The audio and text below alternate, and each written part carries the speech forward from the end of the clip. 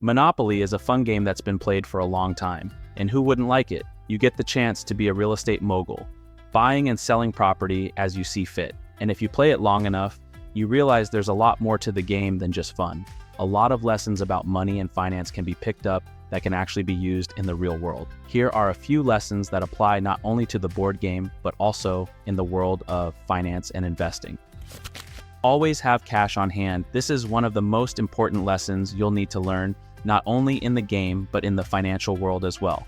For you to win in Monopoly, you have to be the last player with cash. So acquiring everything blindly as you move around the board will leave you broke when the time comes to pay your financial obligations. And the only option you have is to sell your properties at a throwaway price as a means to get cash. This principle also applies outside the board game.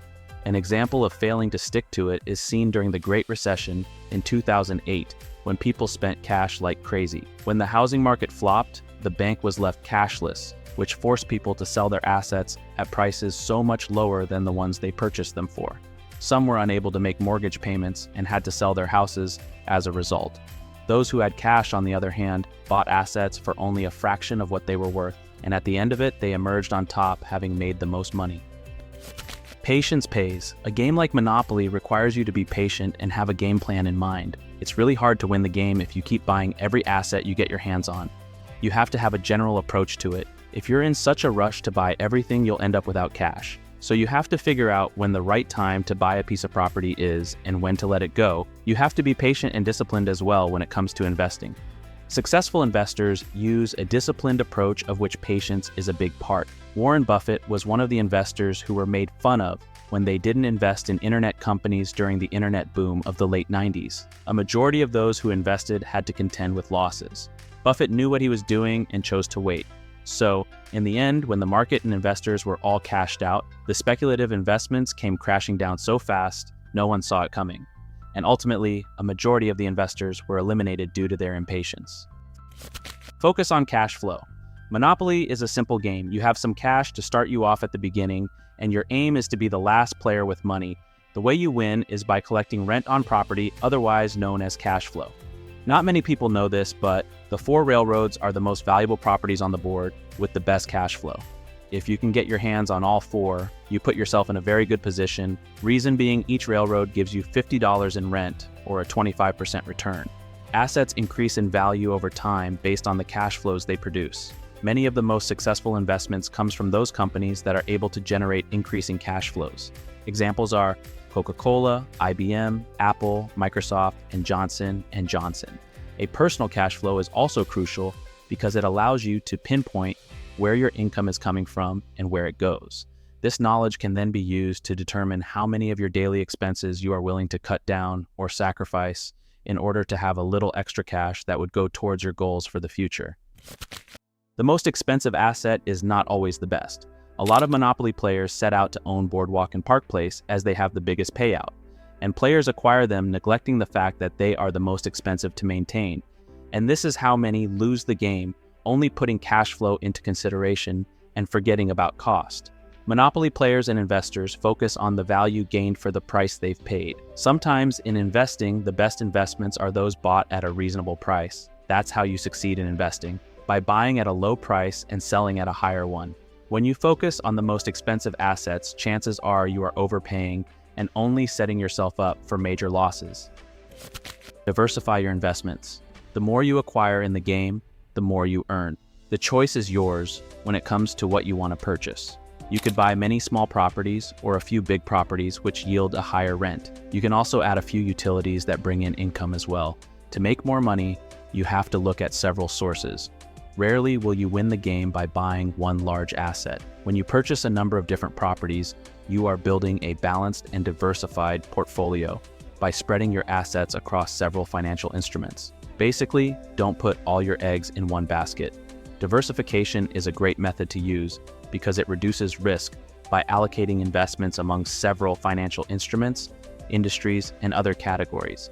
The technique also aims to maximize return by investing in different areas that would be affected differently when market conditions change. It's key to note that there is no guarantee that there won't be any losses when it comes to diversification. but it's a really important component to consider when trying to reach long-term financial goals while minimizing risk at the same time. Control your emotions when investing. The money in Monopoly might not be real, but the emotions experienced while playing the game definitely are. The concept of losing money is upsetting, be it in the game or in real life. Take note of how your emotions dictate your investment moves in the game. You might feel insecure, for example, and sell your properties to get cash, or you could get greedy and start buying a lot of properties, putting a huge dent in your cash reserves. Emotions should never influence the financial decisions you make. Every investment decision should be looked at from all angles, highlighting all the pros and cons. By making rational investment decisions, you are able to manage your investments better and have a better chance of making more money. The main reason why most people buy when the market is at a high and sell when it is at a low is because their investment decisions are influenced by emotions, mainly greed or fear. It's important to monitor your portfolio so as to be in tune with the ever-changing financial markets, but at the same time, you as an investor have to be able to control your impulse to buy and sell based on emotions. So how is one to navigate volatile markets while keeping emotions in check and at the same time maintain a diversified portfolio for the best comprehensive returns through the various market conditions? It's not that hard.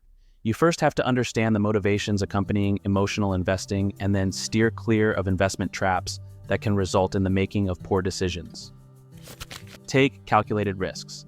In some cases, you might be required to make risky moves in order to win, like maybe buying houses at the risk of depleting your cash reserves because you see that a player is close enough for a payout opportunity. It might be scary and uncomfortable, but you just have to weigh the situation and decide whether the risk is worth it. In the real world, you have to take some risk as well to get ahead.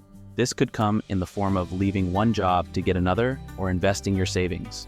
Risks can pay off sometimes, but don't jump in without doing enough research and understanding how your decision will affect your finances. Losing money in Monopoly might not be a big deal, but it certainly is in the real world.